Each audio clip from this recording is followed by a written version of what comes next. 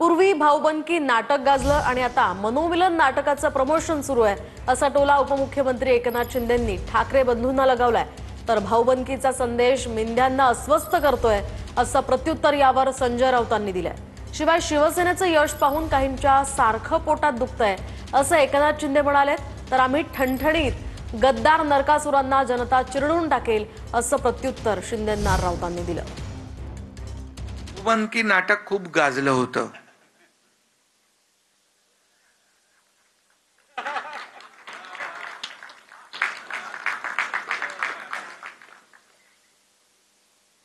आता मनोमिलनाच्या नाटकाचं जोरदार प्रमोशन सुरू आहे। ठीक आहे, जाऊ द्या, चांगलं आहे, चांगलं आहे। राजकारणामध्ये राजकारण नाही, आज आता आपलं निव्वळ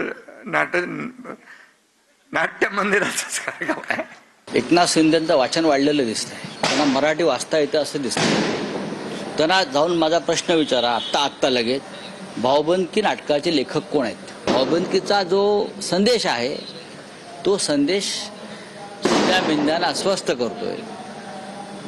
वाद संपले, मतभेद संपले, भाऊ एकत्र आले, कुटुंब एकत्र आले, पक्षाचे कार्यकर्ते एकत्र आले, भाऊबंदकी संपली।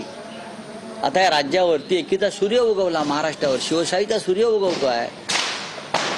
पण भाऊबंदकी नाटकाचं महत्व तेच आहे। कृष्णाजी प्रभाकर खाडीलकरांनी तेच तर सांगितलेलं आहे, त्यांना विचारा। अशोक मामांचं एक नाटक खूप भारी होतं, त्या नाटकाचं नाव होतं सारखं छातीत दुखतंय, होतं ना, सारखं छातीत दुखतंय।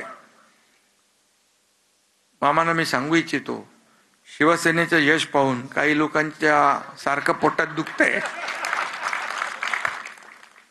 पण त्यांच्यासाठी हिंदुहृदय सम्राट बाळासाहेब ठाकरे आपला दवाखाना मी काढला, मुंबईत शहरात सगळीकडे राज्यभर, पण काय केलं त्यांची पोटदुखी थांबतच नाही। आता तुमच्याकडे काय जालिम उपाय असेल तर सांगा। आज काय आहे? नरक चतुर्थी आहे। नरकासुराचा जन्म कुठे झाला? गुवाहाटीला झाला। नरकासुराचं मूळ स्थान गुवाहाटी, त्याच्यामुळे हे जे नरकासुर इकडले आहे, जे गुवाहाटीला जाऊन पूजा करतात त्या नरकासुराची, बरं का, तर त्यांचं हे बॉडी पेन होणारच त्यांना। आमचा विषय पोटात दुखण्याचं कारण नाही, आमच्या कोणाच्या पोटात छातीत काय दुखत नाही, आम्ही ठणठणीत तंदुरुस्त आहोत।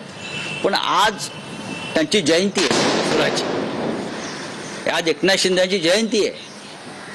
गुवाहाटीला त्यांना जावं लागेल कदाचित, पण त्या नरकासुराचा अंत झाला आणि म्हणून आज आपण नरकासूर चिरडतो। करेक्ट, तसं ह्या नरकासुराला, महाराष्ट्रातल्या या सगळ्या गद्दार नरकासुरांना चिरडलं जाईल।